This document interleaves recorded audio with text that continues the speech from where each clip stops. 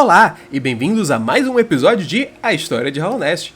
Eu sou o Tandros e nesse vídeo vamos discutir sobre a trupe Grimm. Misteriosos e excêntricos, a trupe Grimm viaja para lugares longínquos para manter sua chama acesa. Seus meios são controversos e seus objetivos maliciosos. Vamos analisar toda a sua trajetória ao visitar Hollow Nest e debater tudo o que sabemos até então sobre esse grupo de insetos misteriosos. Nossa história começa nos penhascos uivantes. Após adentrar uma pequena fresta claustrofóbica, nós nos deparamos com um inseto de aparência peculiar. Mas logo depois, percebemos que esse inseto já não está mais entre nós. Ao golpeá-lo com o nosso ferrão dos sonhos, algo acontece. Algumas partículas de essência de sonhos começam a aparecer. Porém, elas estão diferentes. Ao invés da cor alaranjada ou branca que nós estamos acostumados, vemos uma cor rubra. E ela está vindo do quarto que acabamos de passar. E após golpearmos o braseiro no pé da tocha, a terra treme, a tocha se acende e assim o ritual se inicia. Decidimos voltar para Dirtmouth. Porém, no caminho de volta, notamos algo estranho.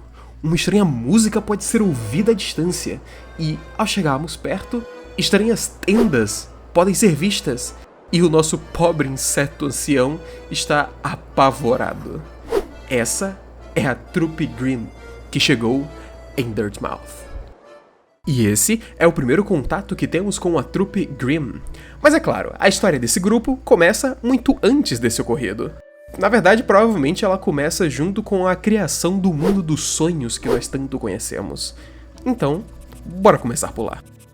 O mundo dos sonhos é um lugar que estamos bem familiarizados. Nós exploramos esse lugar como se fosse o quintal de nossa casa, conhecendo pessoas, buscando conhecimento e matando Deus. Certamente, um lugar ideal. Porém, em algum momento, durante a criação do mundo dos sonhos, ele foi dividido em duas partes: o mundo dos sonhos e o mundo dos pesadelos. Tudo o que sabemos do mundo dos pesadelos são as informações que recebemos na DLC da trupe Grimm. Ou seja, a gente não sabe de... Mentira, a gente sabe de umas coisas assim. Vamos falar do objetivo da trupe Grimm. Vamos falar do ritual. Para realizar o ritual, a trupe Grimm precisa ser chamada para um reino em ruínas, uma civilização em queda. E ao chegar ao local, evocados quando a lanterna do pesadelo for acesa por um de seus acólitos, o ritual tem início. A tarefa é dada ao nosso cavaleiro nesse caso, pois o inseto encarregado de acender a lanterna morreu por meios misteriosos. Então, quando voltamos à cidade e entramos na tenda principal, encontramos esse grande... Peraí, que porra de inseto é esse?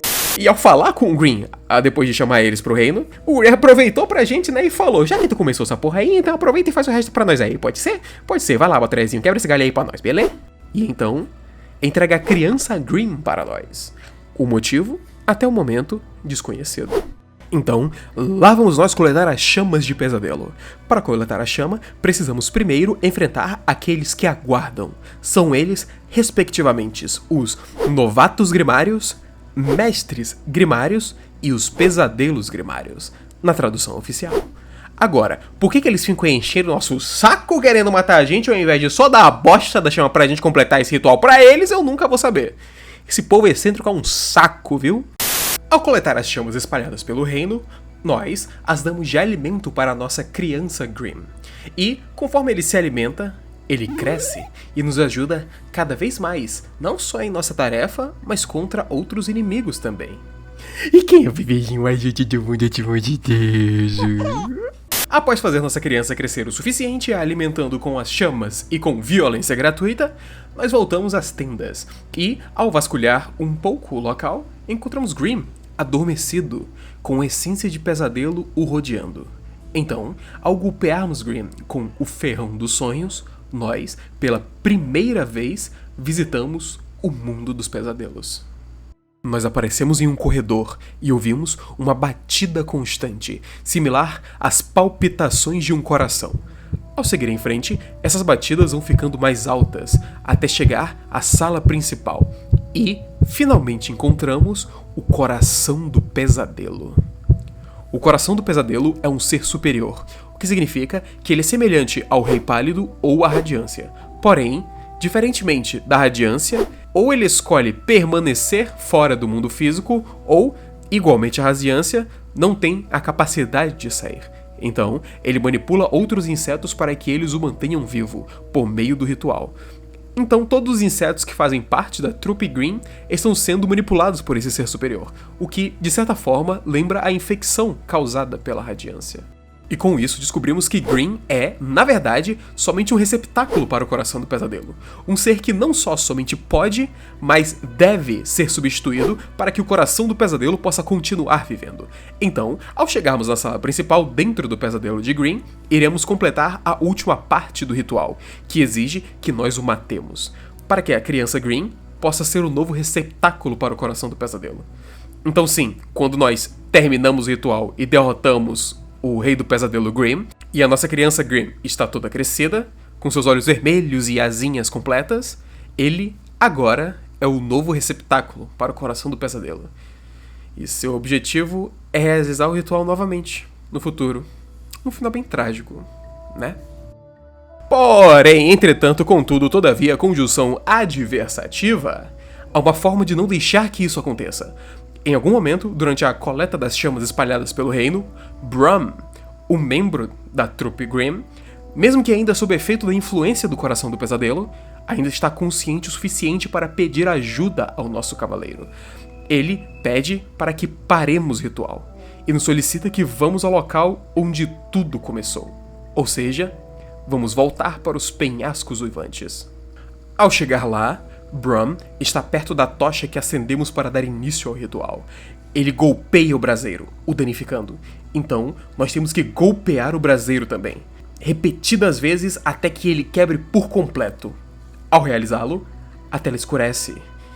E ao retornarmos a Dirtmouth, as tendas se foram, todas elas, e um novo rosto aparece na cidade. Ele se parece estranhamente familiar ao Brum. Mas o nome dele é Nim, então, não deve ser a mesma pessoa, não. E ao sentarmos no banco, somos presenteados com uma conquista chamada banimento, completando assim o ritual de banimento. A parte ruim é que se tu quiser ser bonzinho e realizar o banimento sem saber o que caralho está acontecendo, você não só perde a oportunidade de enfrentar um dos melhores chefes do jogo, como também perde a capacidade de criar os amuletos inquebráveis se você não criou todos eles antes de realizar o banimento. Isso é uma puta de uma sacanagem, inclusive comigo, porque eu fiz isso no meu primeiro save, eu fiquei muito triste quando isso aconteceu. Mas, tudo bem, a gente releva esse ponto. Então, essa foi a história da trupe Grimm, uma das melhores DLCs de Hollow Knight na minha humilde opinião. E com a trilha sonora mais foda desse jogo, se é que eu posso dizer isso. Então, muito obrigado por assistir. E se quiser dar um apoio para mais vídeos como esse, deixe um comentário ou um like nesse vídeo. Ok? Forte abraço e falou!